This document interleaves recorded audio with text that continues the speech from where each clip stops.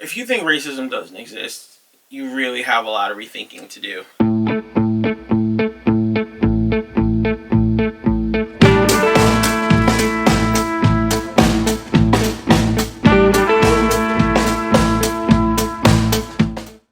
I don't think all racism is malicious in intent. I don't think all racism is purposeful. I think there's a lot of accidental racism. What I mean by that is, like, there's a difference between approaching a situation and someone saying that's racist and you being like, oh, that's insensitive. How? Like I wasn't intending to do that.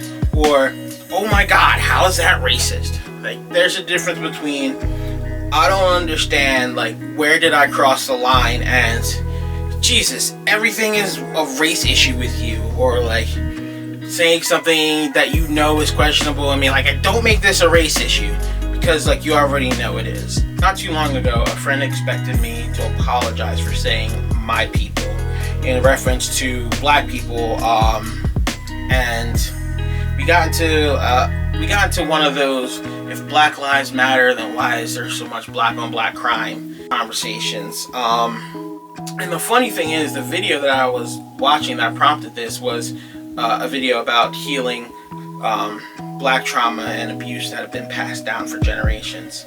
So, the general condition of the black community in 2021. Black people have been in this country pre-Revolutionary War. And in 2021 is the first time where we're hearing en masse that Black Lives Matter. Think about that. Like, all of those generations, it's the first time we're hearing Black Lives Matter in 2021. So, my grandparents were born in the 20s. So, it's roughly, 60 years after slavery ended? So, I'm pretty sure it stands to reason that their grandparents were probably slaves, right? You're not a very far leap from people who are conditioned to not get too close to the kids and family, because, like, at any moment, without hesitation, they can be taken away. You know, my mother was born in the 50s. She remembers segregated schools. She attended one. And this was in New Jersey. This wasn't a Confederate state. This wasn't Mississippi. So my mother has memories of Jim Crow, civil rights, segregation, and, you know, black lives having zero value. My mother. So imagine if that was your reality, what your kids would be like. And if they had children, your grandchildren, which could feasibly happen for a lot of you within the next 10 to 15 years, and you're still getting over things from, like, your grandparents, because they obviously pass things down to your parents, and then it's you. Like, that's how far removed, like, your grandparents to your grandchildren is how far away, like, my generation is removed from slavery. That's not a lot of time. So, you know, that's why these conversations are still being had. And it's not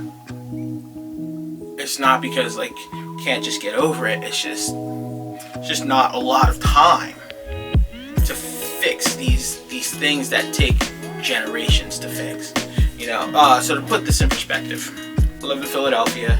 There's a lot of Irish and Italian immigrants that love to, you know, compare their families, like, early struggles in America and, like, the hatred they endured, mostly for one generation. I know personally a man whose family changed their name to be more American. That doesn't work for us. I can't change my name and all of a sudden I'm more white and, like, people don't notice. Basically, I'm one generation removed from centuries of that conditioned behavior. As a black man, I never asked for an apology. Only a simple acknowledgement.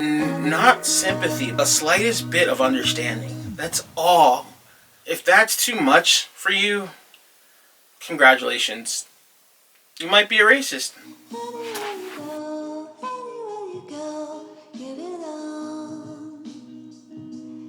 Honey, will you say